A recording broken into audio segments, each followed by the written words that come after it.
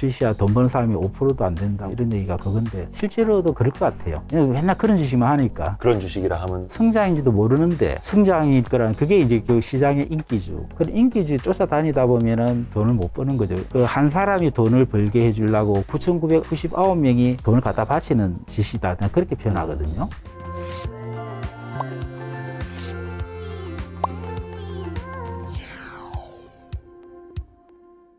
혹시 그 장세에 따라서 네. 투자하시는 산업이나 기업이 혹은 비중이 좀 달라지기도 합니까? 생각을 해본 적이 없어가지고. 그럼 오로지 바텀업 방식으로 기업들 위주로 보시는 거예요? 이제 싸고 배당 많이 주는 주식. 왜냐면 배당이 이제 버티는 힘이거든요. 최소 배당은 한 시가 배당률 기준으로 어느 정도 돼야 된다라는. 저는 뭐 원래 기준은 이제 은행 금리보다 많이 주면 되는 건데요. 네. 그것도 이제 많으면 많을수록 좋은 거죠. 은행 금리보다 높다라는 건 지금 기준으로는 최소한 4, 5% 이상. 그죠. 지금 기준이 좀 높은데 우리나라 경제 규모로 봤을 때는 저는 2%를 넘기 어렵다고 보거든요. 이제는 은행 예금금리가. 은행 예금금리가 정상적인 상황이라면. 지금 뭐 3% 이상이 아마 한 300개는 될 겁니다. 우리나라.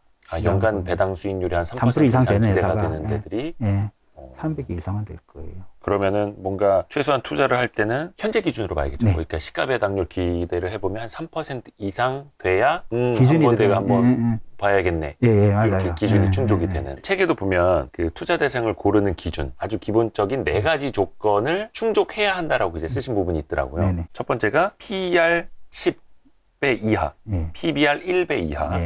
배당 수익률은 방금 말씀하신 것처럼 은행 정기예금 금융 수준 이상. 그리고 순현금이 많은 회사. 많은 회사보다 순현금 회사라고 한 건데요. 사실 위에 3가지 조건을 만족하면은 거의 안 봐도 되는 정도거든요. 근데 이제 워낙 이제 경험이 없는 사람이라면 제일 가장 안전한 방법까지 했을 때 그거를 포함하는 게 좋겠다 이거든요. 그러니까 코로나 위기 때 같은 경우가 우리가 뭐 빨리 회복했다고 할 수 있을지 모르겠는데 그런 위기를 확 만나면요. 금융부채 많고 이런 회사들은 못 견디거든요. 도산하죠.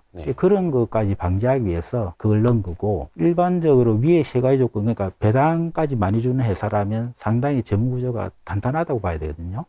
그러면 굳이 안 봐도 될 수도 있는데 또 기업들이 또 제대로 사업하는 회사라면 기업들은 레버리지를 일부 이용하는 게 오히려 더 나을 수도 있거든요. 그렇지만 이제 우리 안전하게 투자하는 방식으로는 그까지를 넣을 필요가 있었던 것 같고. 근데 이제 금융주 같은 경우는 돈으로 장사하는 거니까 금융주는 당연히 현금은 볼 필요가 없죠. 일반 제조업이나 다른 서비스 산업 해당되는 겁니다. 요거는 어찌됐든 간에 그 숙향님의 최소한의 이렇게 가장 선호하시는 조건 4가지 이렇게 표현을 해도 될 것 같네요. 요쯤에서 젊으신 분들, 특히 뭔가 성장주 위주로 좋아하시는 분들의 입장에서 한번 여쭤볼게요. 아저씨 언제쯤 얘기하고 있어요, 지금. 막 이렇게 세상이 이렇게 빠르게 변하고 있는데 성장주 해야죠. 하이테크 해야 되는 거 아닙니까? 라고 말씀하시는 분들이 있을 텐데 근데 돌이켜서 보면은 90년대에도 분명 하이테크 기업들이 있었고 카드 사태 전에 뭐 IT 버블 강점이 뭐 어마어마했었고 그런 걸 다 이제 지켜보셨잖아요.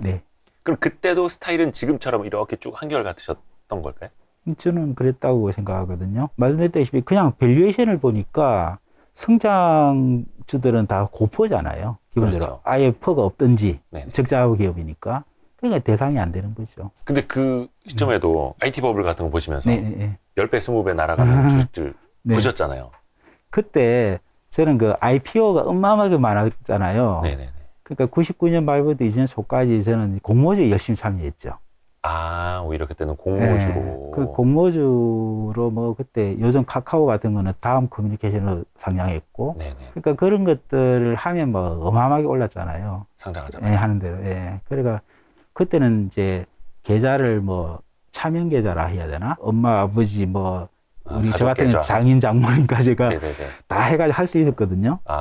그래가지고 많이 했죠. 근데 이제 그 주식들을 시장에서 절대 사지는 안 했죠. 왜냐면 하면서부터 이게 비싼 줄 아는데 공모회가 상장되고 올라갈 건 확실하니까. 그때는 이제 지금처럼 뭐 따상 이런 게 아니고 기본 공모가부터 애가 상한가까지 촥 차고 오르거든요. 그러니까 거의 한동안은 거래 자체가 없죠. 그러다가 뭐 이제 빠른 회사는 뭐 며칠 만에 상가 물량이 터지면서 깨지는 경우도 있고 하는데 저는 일단 기본적으로 그때는 그 물량이 터지면 무조건 팔았었어요. 그런데 꼭 그때는 보니까 그렇게 하면 물량 터지고 또 오르더라고요. 이거는 뭐 제 게 아니니까 그렇고. 그러면 전혀 그거를 관심 안 가지신 거는 아니고 상대적으로 조금 안전하게 들어갈 수 있는 공모주라는 방법으로 선택하신 것이 좀 다른 거예요. 실제로 투자하신 것들 보면 대형주보다는 소형주가 훨씬 더 많으시다고. 아무래도 소형주가 싼 게 많으니까 그렇겠죠. 그거는 단순히 밸류에이션의 차이입니까? 네네.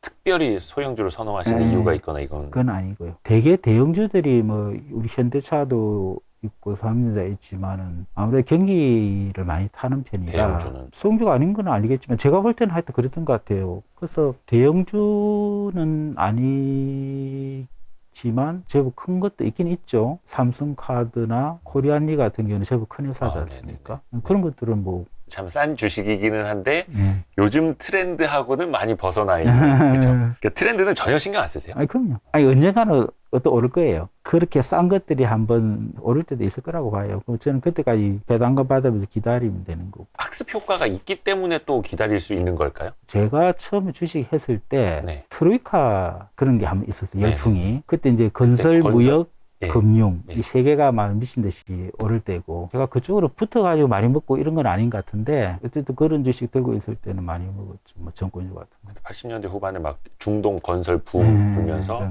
회사 이름에 건설자만 들어가도 상한가 갔다. 건설하기 상한가시고 할 때인데 그 차화적 이런 것도 일종의 테마로 그렇죠. 그런 거죠. 근데 이제는 저는 이제 지주회사나 금융주들 워낙 싸니까 언제까지 뭐 저는 2차전이나 쫓아다니겠어요. 뭐 이쪽도 저렇게 싼 게 있어 이렇게 이제 매기가 오면은 이제 그때 빛을 보겠죠. 가치 투자라는 게 참 좋은 거긴 한데 안전마진을 깔고 가는. 근데 그 기다림이라는 게 주식 투자 영역에 들어왔다면 리스크 관리도 중요하고 다 중요하지만 기다림이 가장 또 중요하기도 하고 또 가장 고통스럽기도 하잖아요. 또 항상 상대 비교가 되니까 매일매일 막 수익률이. 근데 또 어느 순간 보면은 요즘에 보니까 무슨 방직 이런 거 아주 오랜만에 봤는데 신고가를 가고 있더라고요. 그게 또 일종의 가치 투자자들의 무덤으로 불리던 주식 아니었습니까? 근데 어느 순간 딱 보면 신고가가 있고 야 이거는 뭘까? 무슨 차이일까? 그냥 기다림이라는 세 글자로 표현이 될까? 라는 의문을 또 갖게 되기도 하고요. 벤저민 그레엄이 주식을 사서 50% 이상 오르면 무조건 팔았고 조건에 들어간 주식 사가지고 그리고 2년 내에 주가가 오르든 말든 사서 2년이 지나면 무조건 팔았어요. 벤저민 그레엄. 네. 그 뒤에 다른 이제 벤저민 그레엄 영향받은 이제 가시 투자자들은 그 기한을 정했더라고요. 3년 정도. 되게 2, 3년, 그러니까 2년이 제일 짧고 3년 정도를 주로 하고 뭐 4년도 있던데 그 이유를 저는 미국에서는 시장이 우리보다 좀 효율적이 아닐까. 그러니까 비효율적인 걸 이용해서 싸게 쌌지만 그 주식이 결국 효율적인 그 작용을 해가지고 그 반영을 해주더라. 적정 가격으로 갔을 때.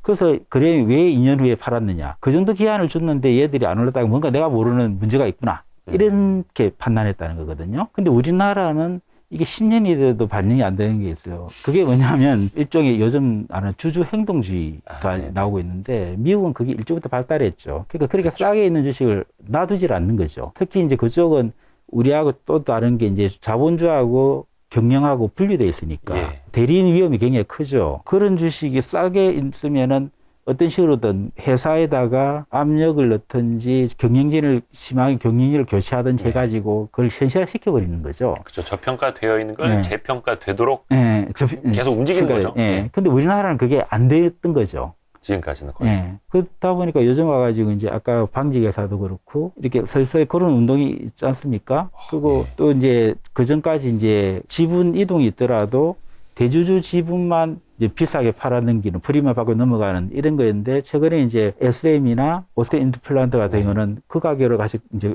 공개 매수해주는 이렇게만 돼도 그게 좀 달라지거든요. 그래서 우리나라는 그 제도적으로 되게 재벌 대주주한테 유리하게 돼 있어가지고 이런 게 작용이 안 했던 거죠. 이게 이제 차차 개선이 되면 그런 건 엄청 해소가 될 거라고 보죠. 미국처럼 조금 더 효율적인 시장. 근데 이제 저평가되어 있는 게 발견이 되면 그게 아주 오래 가지 않아서 저평가 현상이 해소되는. 물론 그 사이에서도 주주들이 목소리를 내고 때로는 행동주의를 하고 해야 될 필요도 있겠죠. 다시 그 기본적인 질문을 다시 한번 해보고자 해요. 왜 주식 투자여야 하는가? 1,400만 명이 넘었지 않습니까? 우리나라에서 이제 주식 투자 인구가 굉장히 많이 늘었어요. 근데 2020년에 거의 주식 투자 인구가 더블로 늘어났죠. 600만 명대에서 1000만 명이 넘었으니까. 근데 상승장만 보시던 분들이 2021년 하반기부터는 스물스물 역시 주식은 안 되는 거구나. 주식은 도박이었구나. 패가망신 나는 거고 떠났죠. 시장이 다시 오르면 그분들이 돌아올 거라고 말씀하시는 분들도 계시는데 주식 투자를 꼭 해야만 할까요?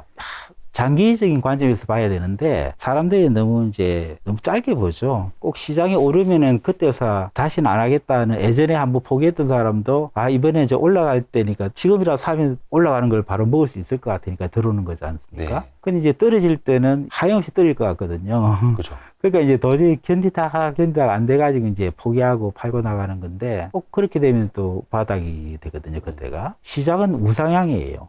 왜 우상향인가 하면은 주식이라는 게, 주가라는 게 결국 경제 성장률하고 물가 상승률을 더한 게 기업의 그 가치가 오른다 해야 되나? 그런 거지 않습니까? 경제 성장률만큼 기업들이 일반적으로 평균적으로 상승하고 매출이든 수익이 증가하고 그 다음에 물가 오른 것만큼은 그 물건 값이나 서비스 값이 증가를 시키니까 그 정도는 성장한다고 보는 거죠.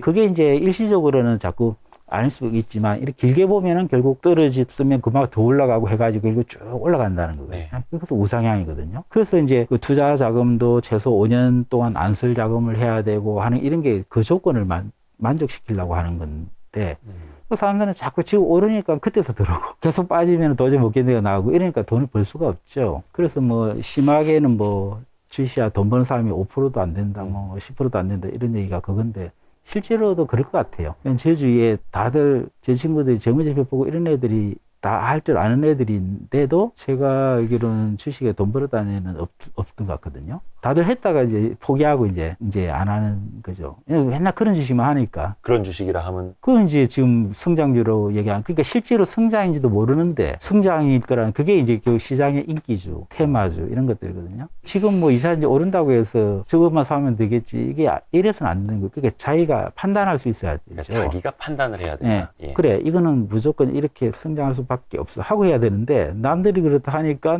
맞아 이렇게 하는. 그래서는 돈을 못 버는 거죠. 근데 심지어 그것도 숙향님 주변에 뭐 어떤 재무제표를 보고 뭐 회계도 하시고 이런 분들조차도 회계사 같은 경우는 이래요. 상대하는 게 그 기업의 오너잖아요. 대표자. 그럼 그분이 우리 회사가 앞으로 이런 게 있어서 좋습니다. 그러면은 그 말에 넘어가는 거예요. 그래서 회사 재무제표로 판단해야 되는데 그걸 보고 하니까 안 되는 거죠. 그러니까 그렇게 회계 전문가조차도 그렇게 주식 투자에서는 실패하는 거죠. 또 주변에 이제 젊은 친구들도 많이 만나시잖아요. 그렇게 뭐 좋은 말씀도 많이 나눠주시고. 혹시 보이나요?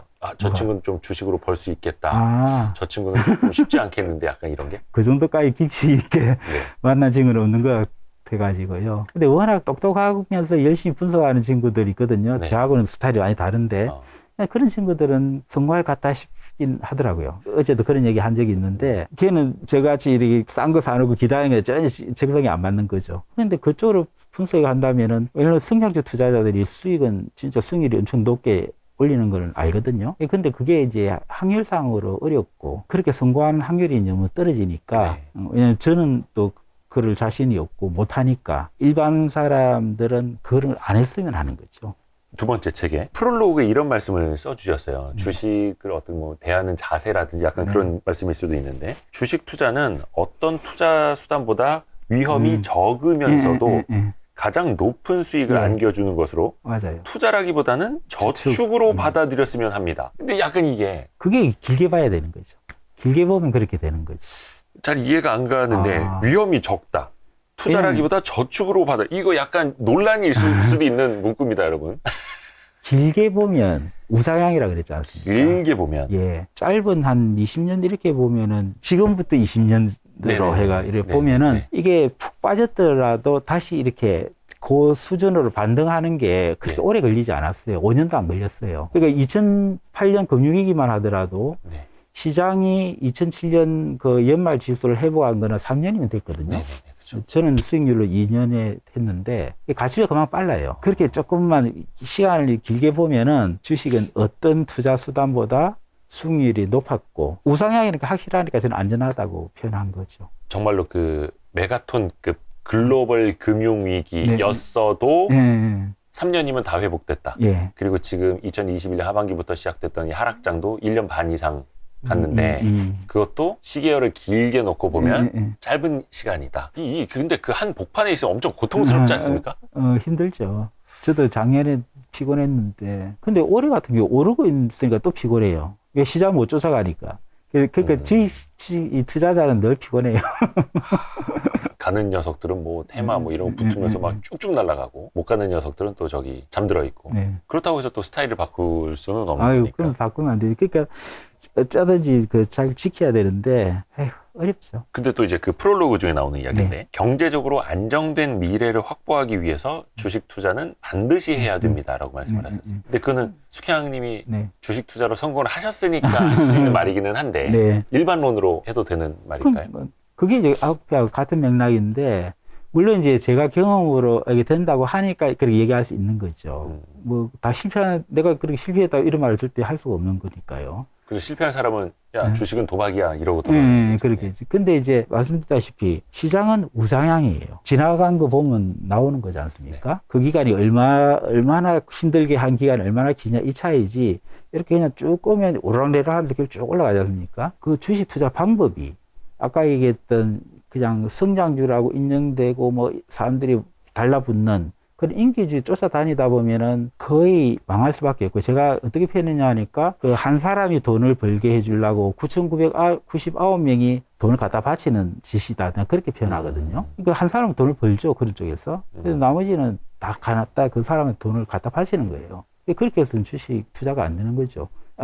수익을 낼 수가 없는 거죠. 깨지고 포기하고 나가는 거죠. 확실히 가치에 비해서 싼 주식을 들고 있다면 시장에 빠지면 당연히 같이 빠지지만 좀 기다리면은 이거는 반드시 회복을 하죠. 근데 절대 그런 비싼 주식을 샀다가는 우리가 그걸 뭐라 하냐면 영원한 자본 손실이라고 하나 그렇게 표현하는데 영원한 자본 손실. 예. 그거는 다시는 그 가게에 못 가죠. 그런 주식을 잡았다가는. 뭐 10년, 20년 있어도 그건 안 되죠. 그 사람. 그런 투자는. 근데 이제 주식 투자를 이제 반드시 해야 한다. 이렇게 말씀을 해 주셨는데 그러면 이 연상이 되는 게 열심히 공부해야 한다. 열심히 분석을 해야 한다. 이렇게 이제 느껴지는데 근데 그 다음번 문구로 쓰신 게 투자를 위해서 엄청난 노력과 시간을 할애할 필요는 없으므로 직장인 혹은 개인 사업자들은 자신의 본업에 충실하면서 여가 시간을 활용하는 것만으로 투자할 시간은 충분합니다. 예. 제가 아까 4가지 투자 지표 가지고 투자하는 방법을 한다 했지 않습니까? 실제로도 그렇고 그러다 보니까 제가 게으르다고 했지만 실제 게을러서 그다지만 그렇게 주식을 많이 공부하고 하진 않거든요. 왜냐면 그래 해도 제가 이제 책에도 나오듯이 이제 승률이 나쁘지 않거든요. 왜냐면 그렇게 싼 주식을 사놓고 기다리고 배당받은 거를 재투자하고 하면요. 충분한 수익이 나옵니다. 조금 이제 경험이 쌓이면서 약간의 테크닉이랄까 이런 게 생기겠죠. 왜냐면 뭐 계속 하다 보면 이럴 때 더 오를 것 같아. 뭐 이럴 때는 빠질 것 같아. 뭐 여러 가지 감이 있을 수 있으니까 그 정도 차이는 저는 크지 않다고 보고요.